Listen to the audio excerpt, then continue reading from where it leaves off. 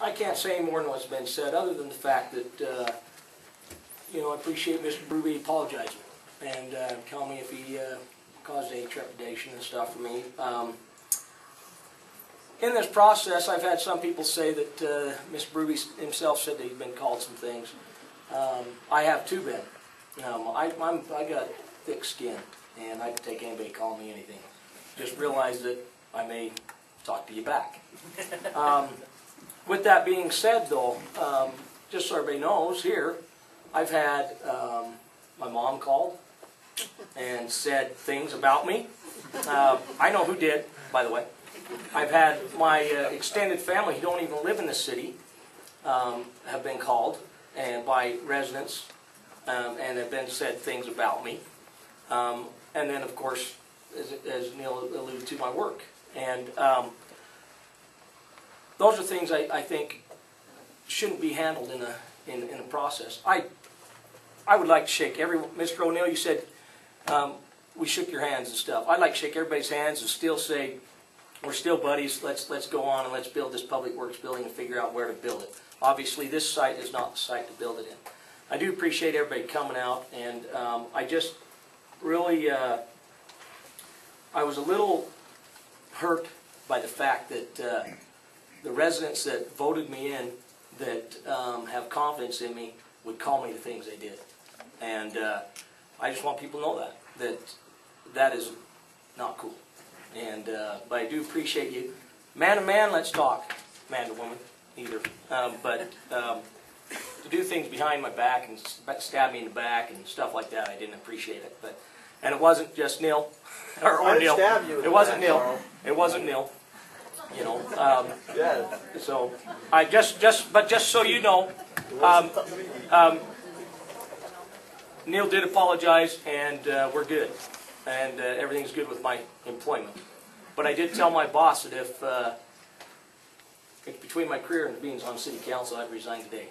So from city council. So I just want you to know I do appreciate you coming out. I'd love to see you all come out every council meeting. It's kind of fun. Not as fun tonight, but it's kind of fun when you come out.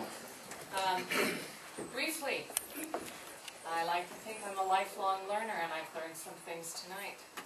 Number one, when Rachel Trotter calls you on Friday afternoon and says you're the only council member she can reach, it would be best to not talk to her. Sorry, Rachel.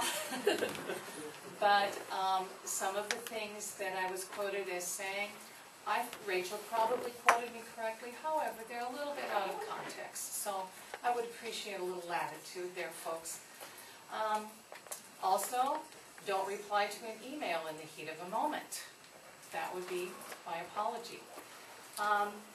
If I'm a developer, I have learned that it would be very wise for me to make some drawings of a park near my development, and that will help my property sell. I also do know, I know, and I was on the council when that came about. It was very anecdotal. It was not from the council. For 15 years. We can't find it in any minutes that it was approved by a council. Go back 3 years to the discussion, Mayor, of your vote. Well, we're not going to have a dialogue here on that. Please be civil and give Martha the same courtesy that she gave you, please. One thing I do know that what we do and what previous councils have done, it's very difficult to bind. I've just been in the classroom too long. I can't speak in the background noise. We can't bind a future council. So I think we have a great discussion tonight about the future of that site. Is it appropriate for the 5-acre complex we envisioned? Does not sound like it.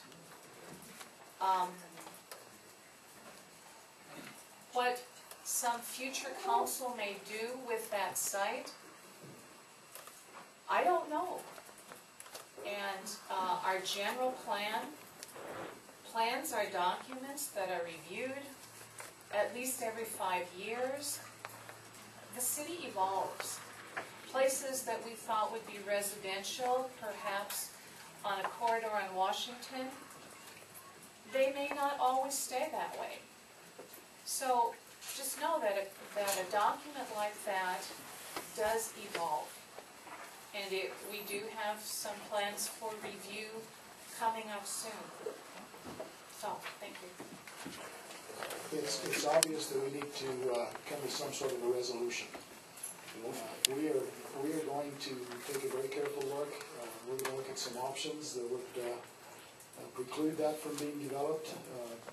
But I cannot sit here and tell you that that site won't be developed at this point. I don't think it will, but I'll tell you this, that if whatever comes forward, you'll have plenty of say about it. We're going to have, we're going to have to talk, we're going to have public comments on everything, no matter where we put the site. We're back to ground zero. We will come to some resolution, and you'll know about it, and we'll just go from there. Can everyone, I know this is hard to see, but this is facing north. Here's Mountain Road. This is the Fife property. The Fife property donated that property to the city with certain stipulations. And I think most of you have read those. That property, just so you can see, that's where the green pit is in the time. And that's the 5 that they donated to the city. And there are some stipulations on that. This property right here, where the substation is, and behind it, the city bought from the Barker family in '71, and it was finally deeded to the city in '73. For $1. No, for $40,000. We just stopped the public works thing Stop and the have a public meeting works. later to decide what you're gonna do with our land. Put forth a motion to stop the public works facility on anywhere on that property permanently. I second. And I think that's a good solution at this point. Okay, any further discussion?